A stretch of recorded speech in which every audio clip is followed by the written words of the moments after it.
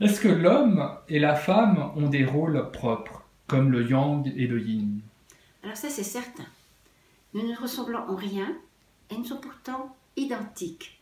Si nous savons justement créer des liens entre nous pour faire la cellule de base.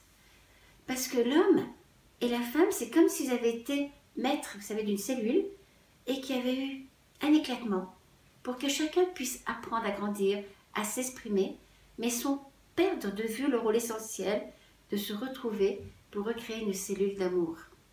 Donc c'est important de savoir que nos rôles sont différents et que l'homme ne pourra jamais remplacer une femme, ni la femme remplacer l'homme. C'est un peu le problème de la société d'aujourd'hui, où tout est confondu et je crains que nos enfants ne sachent plus qui est l'homme, qui est la femme, qui est papa, qui est maman, parce que tout a été chamboulé. Je ne veux pas dire qu'une femme ne puisse pas faire le rôle d'un homme dans son travail, qu'un homme ne puisse pas peut-être avoir un rôle par son travail aussi, étant infirmier, étant dans les soins, dans le fond, dans le temps, c'était plutôt les femmes qui faisaient ce genre de travail. Mais quand ils sont chez eux, peut-être de respecter les rôles. De respecter le rôle de chacun pour qu'il y ait un équilibre. À ce moment-là, si chacun a cet équilibre, je crois que le monde peut changer. Si vous voulez, c'est comme deux jambes. Votre jambe droite ne pourra jamais faire le travail de la jambe gauche, ainsi que vos bras. Eh bien, c'est ça.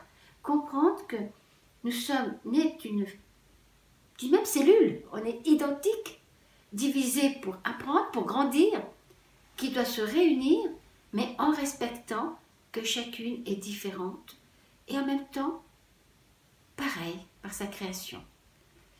C'est peut-être un peu schématique, parce que je vois l'image, il faudrait que je puisse vous la dessiner, même si je ne suis pas très douée en dessin, mais c'est vraiment cela. Le yin et le yang, puisque c'est ainsi qu'on l'appelle de façon... Mais si vous regardez, c'est pas droit, c'est pas net. Ça doit s'englober, et ça s'englobe avec une courbe. Voyez, ils auraient pu faire deux morceaux qui viennent comme ceci. Non, ils ont fait qu'il y ait vraiment comme une pénétration entre eux pour redevenir un. Mais, quand on les sépare, c'est ce qui va faire toute leur grandeur et toute leur force. Parce qu'on est toujours seul, et quelque part, quand il y a un couple, on va retrouver le un.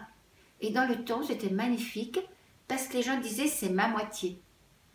Et cette moitié, elle avait sa vie à part, sa façon d'être à part, mais qui était quelque part indissoluble du couple.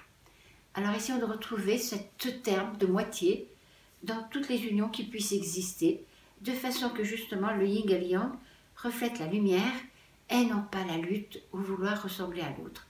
Parce que si nous ressemblons les uns aux autres, eh bien, il n'y a plus d'image, il n'y a plus rien, il n'y a plus de travail pour grandir, il n'y a plus d'émerveillement. Et c'est justement nos différences qui fait notre émerveillement.